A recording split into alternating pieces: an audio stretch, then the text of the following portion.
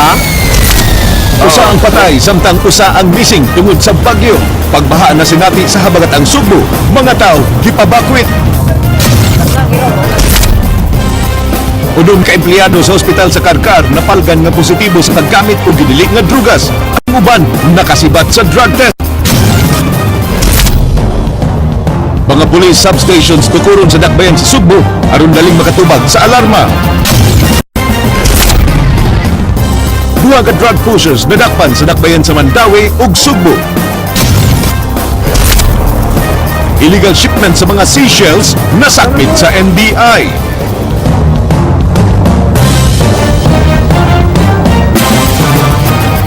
May ngapon Sugbo Kabisayan, aniya na mga balita uban ang kinatibuk ang puwersa sa News 5 Cebu. Karong adlawng Huwebes, petsa 27 sa buwan sa Nobyembre, tuig 2014 ako si Glenn Soco. Amo nang ihatod ang masa yung pagbalita inubanan sa mas komprehensibong impormasyon. Ako si Georgia Herrera.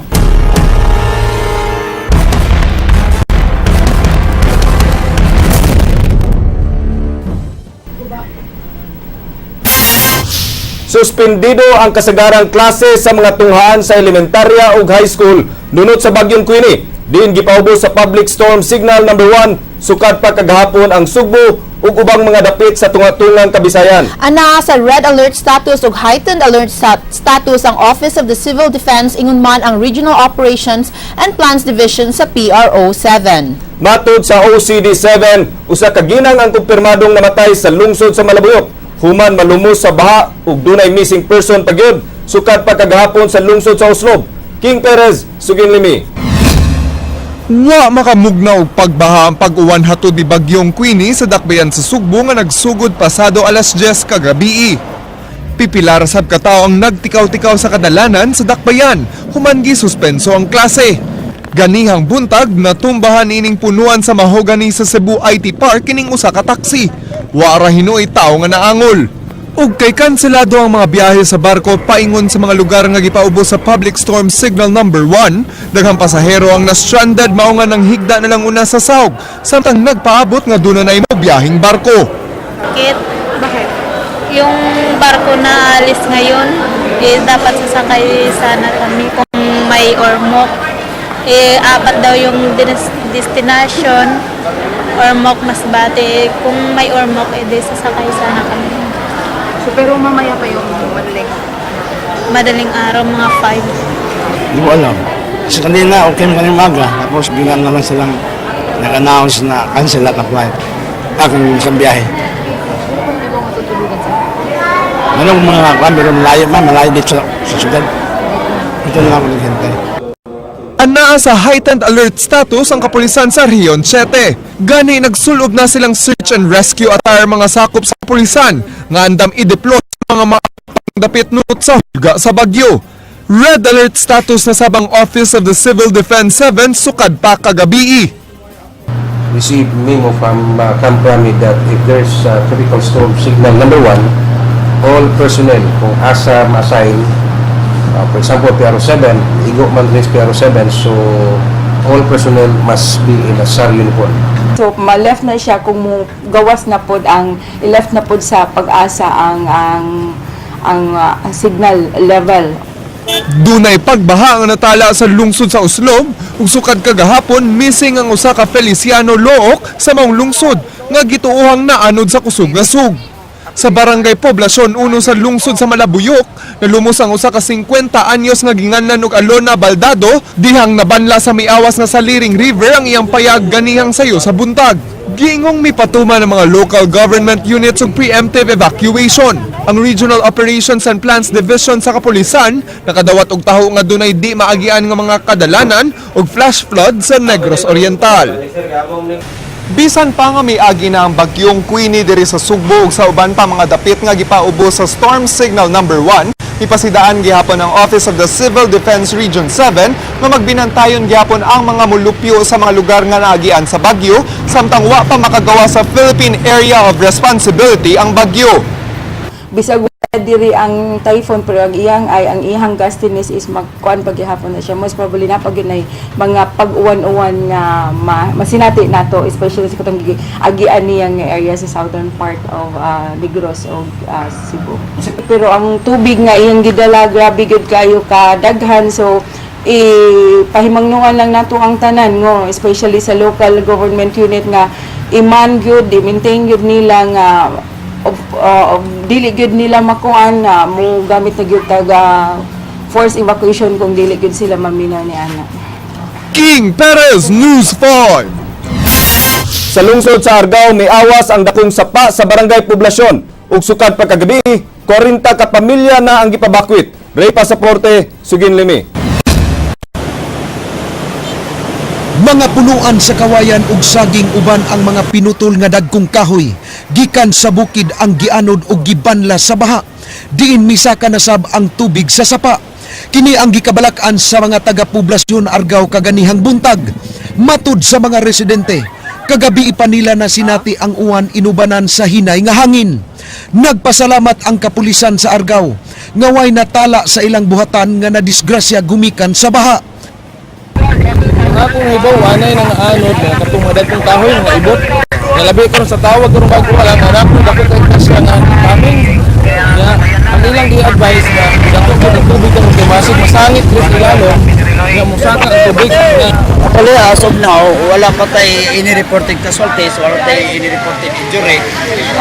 Kay gabi pa, muna ni sila daan i-prepare ang katong mga tao nga angay ihikling. Kailangan na kapunso kawayan na ano dyan. Kung nahadlok ang ubang residente, wa gyud biyain ni ng nene ang ilang Pinoy-anan nga anaa sa ilawom sa Taytayan. 15 ka tuig na siyang nagpuyo dinhi, uban sa iyang bana nga sinoy Dantoy, kay daghan sila hayupan. Wala raman minahadlok. Nang hipos mapud midaan sa amo ang kuan kanang mga hayupan. Kanang na among mga baktin gani. Oh, nagtungko ra gyud mi, dili man mi matulog. Kay hayag man pud naman mo mi kuryente.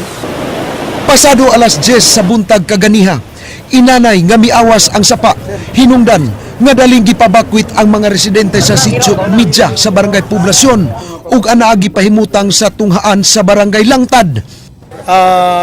Kabi doon na tayo natala nga mga 40 families katong mga kuan gyud sigurado yung maigo sa mga danger side na gyud sa maigong tubig sa baha o kaning sa mga coastal areas.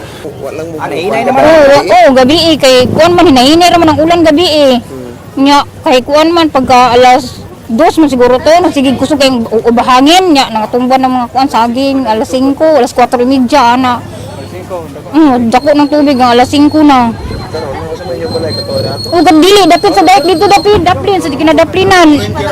Lagi pero di nagi siguro mabalik puyo din na hadlok naman ko. Doon na say gikatahong landslide sa kabarangayan sa Balaas, Linutod ug Kalagasan ug nunot sa baha. Patya sa pagkatkat kining bao nga giingong naanod. Gikuhit pa kinig kahoy sa mga tao aron unta maluwas apan naunlod kini pagbalik ug wa na gyud igkita. So nining mga orasa na makita nato dinhi sa Taytayan sa barangay poblasyon sa lungsod sa Argao nga nagkaanam na og dako ang baha gikan sa kabukiran mugna ni sa bagyong Queenie nga miigo dinhi sa probinsya sa Sugbo. Sa atbang didto dunay ni bigay nga pundasyon sa dike o gani dili na kinahanglan o paadtuan og mga tao dito nga manguryoso kay delikado kayo og madisgrasya. Gimonitor karon sa atong kapulisan dinhi sa lungsod sa Argao ug ingon man ang mga sakop sa local disaster risk reduction and management office nga wa na mga tao dinhi nga panahian diha sa tunga kay delikado kayo o sa kabalaka nga dunay mga dagko kayong kahoy nga gikan sa kabukiran o posible pa hinoong mubara diri sa tunga unya mo bigay kining maong Taytayan dinhi sa lungsod sa Argao. Nanuka diri sa lungsod sa Argao, Ray Pasaporte, News 5. Padayon ang pagmonitor sa Cebu Provincial Disaster Risk Reduction and Management Office sa mga kalungsuran sa habagatang Sugbo nga mao'y apektado sa bagyong Queenie. Jinky Bargyo, Sugin Limi. Sayong nagtagbo ang mga sakop sa Provincial Disaster Risk Reduction and Management Office sa Kapitolyo alang sa himuong lakang sa mga kadaot nga nihaguman sa kalungsuran sa habagatang bahin sa lalawigan sa Sugbo nunot sa Tropical Depression Queenie. Ang mga residente sa upat ka barangay sa lungsod sa Malabuyok ang gihiklin sa munisipyo human miawas ang sapa didto. Sa lungsod sa Argao, pipila ka mga punuan ang nangatumba sukad kaganihang kadlawon dihang mikuso-kuso ang kusog nga hangin. Natay kinahanglan clear nga route going to that area, specifically sa kan district, both east and west ato nang buhaton. So ang atong team magdala siya og mga equipments na say pang rope rescue, swift water rescue, pang water rescue equipment. Dapat ay pang cutting katong magkasog na yung mga kahoy nga natumba. Kamutlon to siya para matira. Matud sa tigpamaba sa PDRRMO, andam ang ilang mga sakop ug mga ekipo. Both sub sa PDRRMO nga i-activate na sa LGU ang ilang mga Local Disaster Risk Reduction Management Office. Mura mo gud sila nakaingon ba nga after sa Yolanda, wa sila natagayog pagtagat. That's why gihimo to namo nga meeting para mahibaw-an unsa ilang ika-suggest or unsa existing nila ron nga naa nila ba nga og dunay kapuno ang probinsya, pwede matabangan na to. Hugot ng ilang monitoring karon sa lungsod sa Balamban ug Alegria, lakip na ang syudad sa Talisay nga prone sa landslide. Mupahigayon sab sila og damage assessment karong adlaw sa mga lungsod nga naapektuhan sa bagyo. Jinky Bargyo, News 5. Sa dakbayan sa Naga, gisuspenso sa acting mayor ang trabaho sa mga empleyado sa City Hall. Apan nagpabilin nga naka-standby ang mga sakop sa disaster response team alang sa pagtubag sa mga emergency. Ray Pasaporte, Suginlimi. Namauli ang mga kawani sa City Hall sa Naga dihang gisuspenso sa acting mayor ang trabaho sa munisipyo. Tuyo ni Vice Mayor Delfin Senior nga makaandam ang mga kawani sa City Hall kung dunay kakulian sa ilang pamilya tungod sa bagyo. I think and I believe nga ang declaration ni Vice Mayor is based on the power nga gidesignate sa iya sa ato ang mayor. Matud ni Engineer Richie Cabigon, sakop sa City Disaster Risk Reduction and Management Council, nagpabilin sa City Hall ang mga sakop sa disaster response o medical team. Naka-standby usab ang ilang mga truck, lakip sa mga ambulansya o bus, alang sa paghakot sa niadtong kinahanglang mubakwit. Karon gabi pa mi nag-monitor diri. So gabi 24 hours mi karon together sa 28 ka barangay sa City of Naga through communication mo sa radio. So far wala pa mga dagkong naitabo, way landslide. So ang mga bukirang barangay sa Lanas, Mainit ug Balirong, giila nga mga landslide prone areas. Ray Pasaporte, News 5. Milabay na sa Bagatang Sugbo ang bagyong Queenie sa atuan na sa Sulusi. Apan magpabilin paghihapon nga masinati sa Sugbo ang madag-umon nga kalangitan ug mga pag-ulan tungod sa dakong panganod nga dala niini. Leslie Caminada Vistil, Suginlimi. Matud pa ni weather forecaster Engineer Al Kiblat, upat ka landfall ang gihimo sa bagyong Queenie. Alas 6 ngadto sa alas 8 sa gabi, unang naglandfall ang bagyong Queenie sa hinatuan Surigao del Sur. Pasado alas 2 kaganihang kadlawon, nakit-an kini dito sa may Luay, Bohol. Ug pagka alas 4 sa buntag, diha na sa Uslob ug midiretso sa may Bai City, Negros Oriental.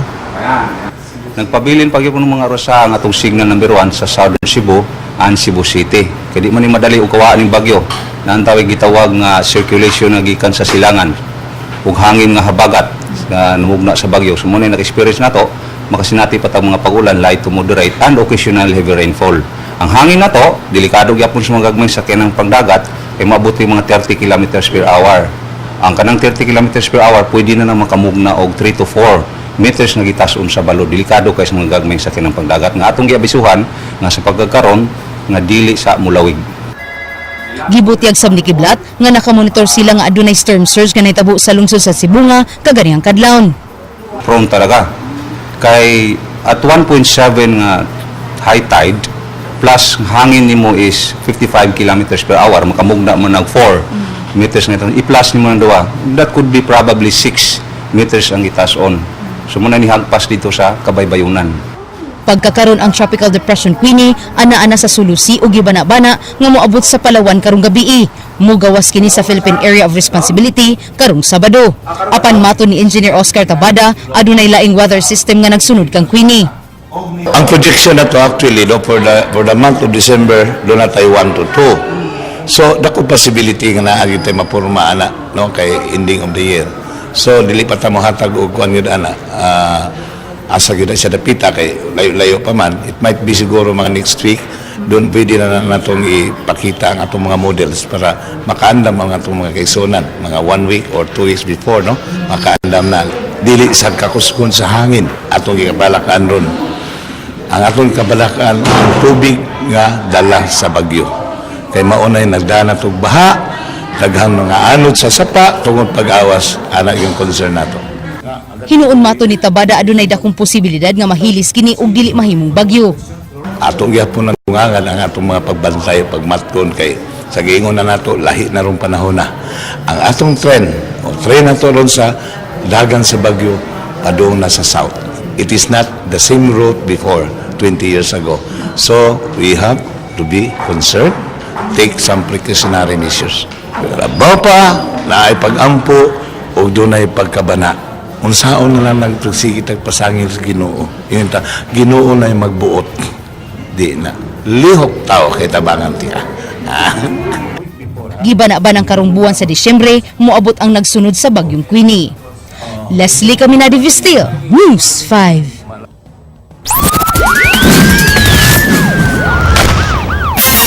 Giplanuhan na karon sa kapulisan ug military ang seguridad sa mga dinakpan nga leader sa Communist Party of the Philippines ug ilang mga kauban.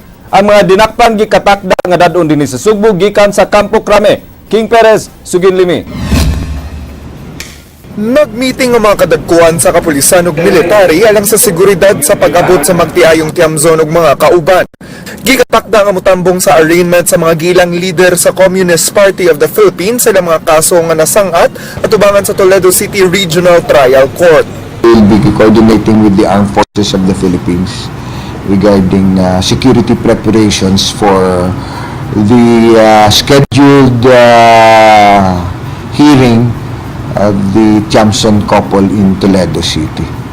Matod sa pangusa kapulisan sa rehiyon, Tom Banyas, nga angay pahugtan ang seguridad sa mga dalan nga agian sa mga dinakpan padung sa Toledo RTC ug sa korte. Dili kaya nila nga makaikya sa mga dinakpan ug sa posibleng assassination attempts. Apan alang kang Banyas nga wala nagikinahanglan ang pagdeklarar sa heightened alert sa Sugbo. Not necessarily naman i-heightened alert. Only the areas which will be affected by, let's say, Toledo, or if they will do it via transport them on the by car, then make the necessary adjustments. Ang managtiayon nga Benito ug Wilma Tiamson nadakpan dito sa Barangay Zaragoza sa lungsod sa Luginsan niadtong Marso. Pinasikat sa usa ka warrant of arrest sa mga kasong murder nga ilang giatubang dito sa Samar. Ang ilang 5 ka mga kauban gidakop usab ug nagatubang karon sa kasong paghupot og mga armas ug eksplosibo, lakip na ang obstruction of justice. King Perez, News 5. Mga substations planong ipatukod sa Cebu City Police Office aron makatubag dayon sa panahon nga dunay alarma. Ryan Sorote, Sugin Limi. Gipaningkamutan sa Cebu City Police Office nga madali ang pagresponde sa ilang madawat nga maalarma, hilabi na sa nagsunod-sunod nga kaso sa pagpanuli sa Dagbayan sa nakalabay nga mga buwan. Gawas sa mas daghang checkpoints ug pagpatrolya o sa giplanuhan sa CCPO ang pagbutang og mga substations sa 11 ka mga police station sa Dagbayan. Plano sa CCPO nga tungaon sa kaduha ang mga area of responsibility sa matag police station ug butangan kining mga substation. Yung magkaroon tayo ng container vans, no, converted into parang PCP, parang substation or precinct, no, na strategic ang location. Kaya ang response time mabilis. Ug kay kuwang sa pondo, nangayog tabang ang kapulisan sa City Hall aron makapangayo o makahuwam og mga container van nga may gamiton sa estasyonan. Uyon sa Cebu City Mayor Michael Rama sa plano ni CCPO Director Noli Romana, ug nangita sila karon og mga partner ingon man gahin alang sa mong proyekto. Usa sa gilauman ni Romana nga makatabang aron mapatungman ang mga plano, mao ang Public-Private Partnership Program aron makapatukod og mga model police station sama sa Fuente Jones Police Station, Mabulo Police Station ug San Nicolas Police Station. Paningkamutan sa CCPO nga mapatukod ang mga substation sa di pa mahuman ang tuig aron ana-ana kini sa sinulog 2015. Kasi ang instruction ko sa mga station commander is they should divide their area into half. Yung station can respond to the other half, and the substation can respond to the other half. Samtang, hapit na masugdan ang pagpatugod sa bagong Carbon Police Station o Pardo Police Station pinagi gihapon sa PPP project sa Cebu City Hall. Ryan Sorote, News 5. Gikumpirmar ni PRO 7 Regional Director Prudencio Tom Banyas nga dunay kapin 5 ka mga police superintendents gikan sa National Capital Region Police Office nga ibalhin dinhi sa Rehiyon 7. Wa hinuon giputyag ni Banyas kun unsay hinungdan sa reassignment sa maong mga pulis. Gikatahong ibalhin ang maong mga pulis tungod sa one strike policy sa kapulisan sa kauluhan. Gipaabot pa ni Banyas ang rekomendasyon kung asa nga buhatan angay ibutang ang mga gipang reassign nga mga pulis. Hinuon mi pasalig si Banyas nga di apektado ang mga kasamtangang pulis sa rehiyon nunot sa reassignment.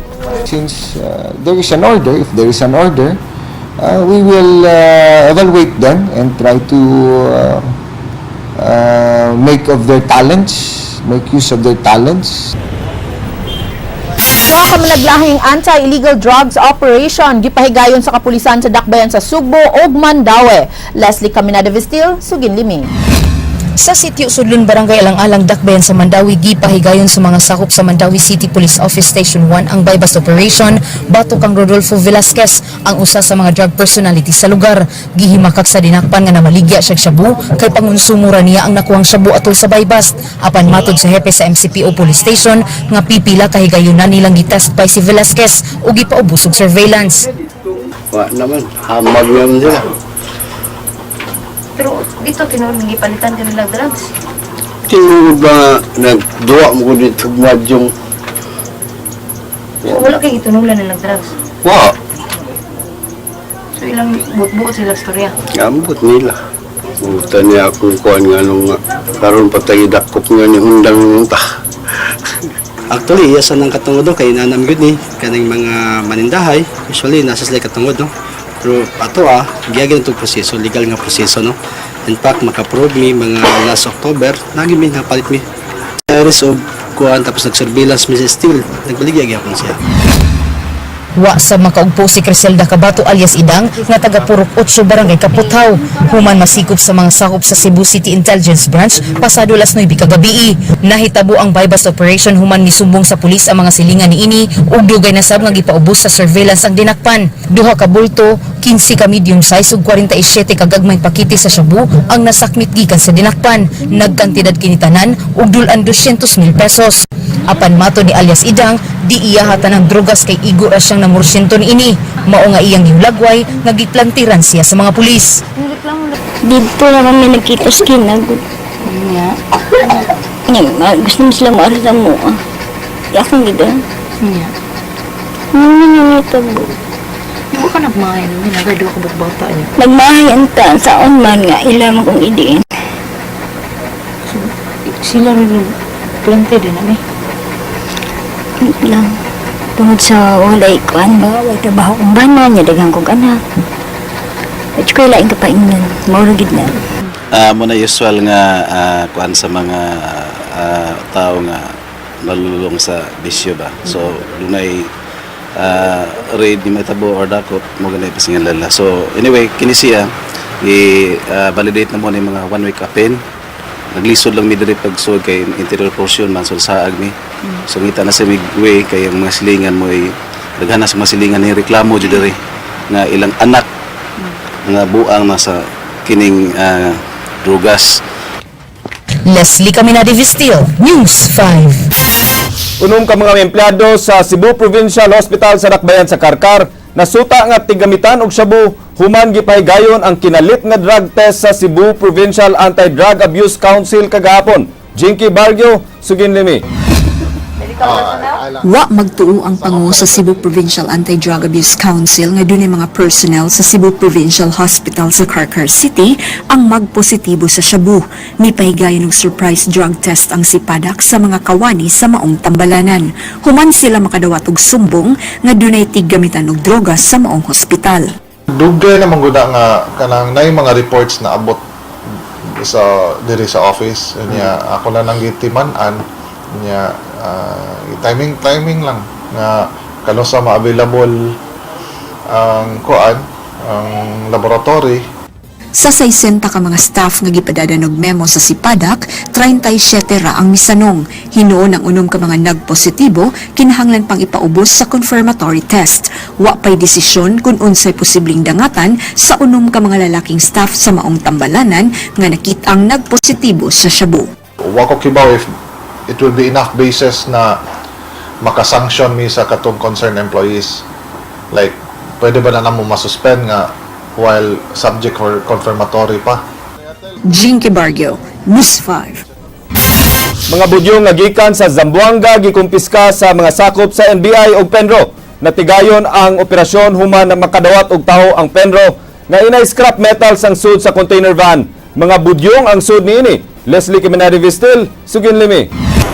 Gikumpiska sa mga sakop sa National Bureau of Investigation uban ang Provincial Environment and Natural Resources kining mga kinartong budyong nga gikan sa Zamboanga. Ang Penro nakadawat og impormasyon nga adunay shipment sa mga budyong nga gisud sa usa ka container van nga miabot dinhi sa Sugbo sa miaging semana. Tungod sa mga impormasyon, dali dayong mikuha og search warrant sa korte ang mga sakop sa NBI human nakig-coordinate kanila ang Penro. Actually, doon na ang information is doon na pawikan kung ang sulod. But we'll try to check if doon na pawikan. And then among i-coordinate sa NBI and then nag-surveillance, and after na-confirm, nagkuha tag search warrant kay naman sa private establishment. Mupahigayon pa usabog investigasyon ang taga NBI ug Penro kung si kinsa ang nanag-iya sa mga budyong. Lakip nilang imbestigahan ang Lorenzo Shipping Corporation aron masuta kung duna ba sila kalambigitan sa illegal nga transaksyon.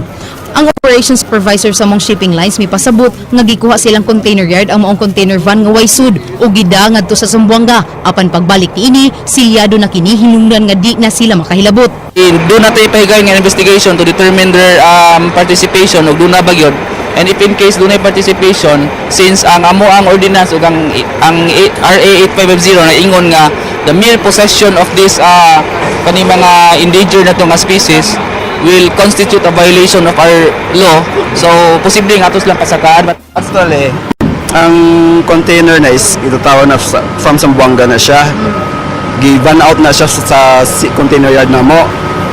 Ang empty ginkuha from container yard na mo ginkuha, then ginatod sa area sa warehouse sa shipper. Pagbalik niya na may silyo. Wala kami right mag-open.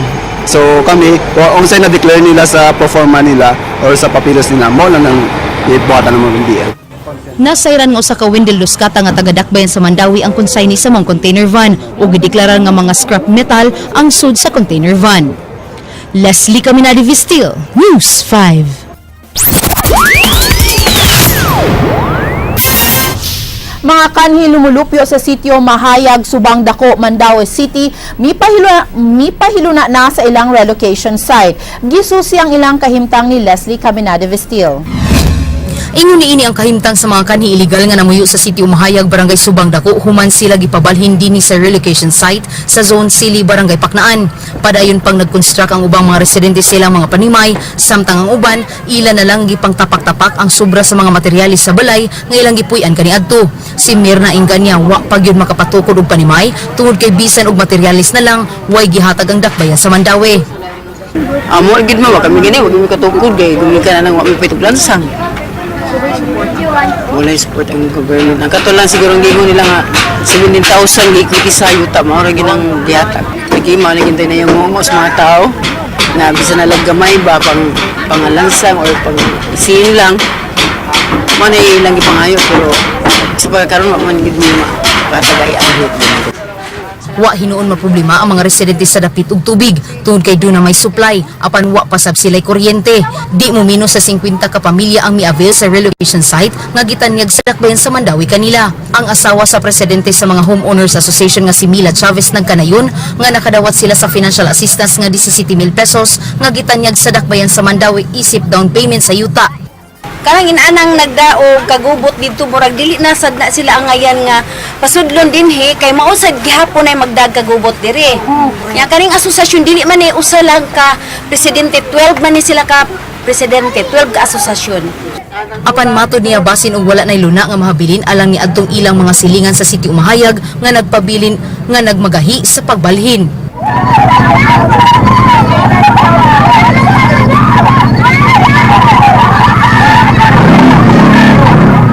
Niadtong adlang Martes, nahitabo ang kagubot tungod kay nagdumili ang nahibilin sa pagbiya sa maong lugar. Ang abogado sa mga nagpabiling residente sa City umahayag nga si Attorney Aaron Pedrosa Jr. gisikop sa kapulisan tungod sa salang obstruction of justice, samtang usa sa mga mulupyo gidakop human misugol sa mga pulis. Leslie Caminadi Vistil, News 5. Georgia, mga kapatid, 28 kaadlaw na lang sa dili pa ang Pasko. Bisan og high-tech na ang panahon karon, Glenn, labi na ang dunay social networking sites din mahimo kang mugreet sa imong mga higala ug mahal sa kinabuhi. Nagpabiling gyapon ang traditional nga Christmas card giving. Karon gani nag-text lang ko, nag-Facebook sad ko kay nag-greet ko sa kaning mga Thanksgiving sa US. Yes, exactly. It's Bisan Thanksgiving. kanang mga Christmas messages na nakaroon daghan na kayo sa social. Dali na lang kaayo to get in touch because of this Pero phone. kanay bitawng Christmas cards gito. Yes. Lahi gyud ug kana bitawng sinulat gyud ba? Yes, because No, it kanang seems more greeting. personal and more sincere. Pero nawala na kay na karon, no? Bitaw. But basin po, sometimes I still receive mga, Nagyapon. usually from relatives ka ng mga, more older na anak, Old-fashioned, yes, mga old-fashioned, pasabot. Bana. Yeah.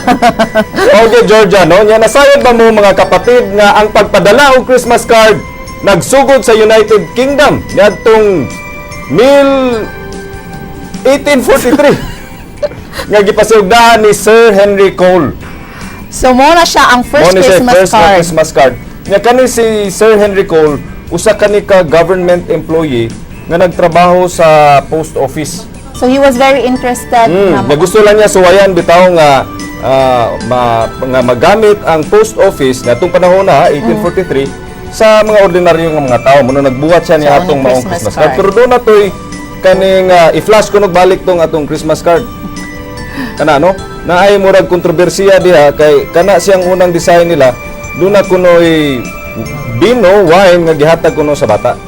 Kawa na kayon pero ilan na nang gi-improve. But before man sa Goodland, di ba, European, sa Europe before, muhatag ka ginagmay sip-sip lang good, dili nang So sobra-sobra. ilan na nang giusab karon Yes. na kayong disenyo, no? Yeah, na more child-friendly. Oo. Yeah.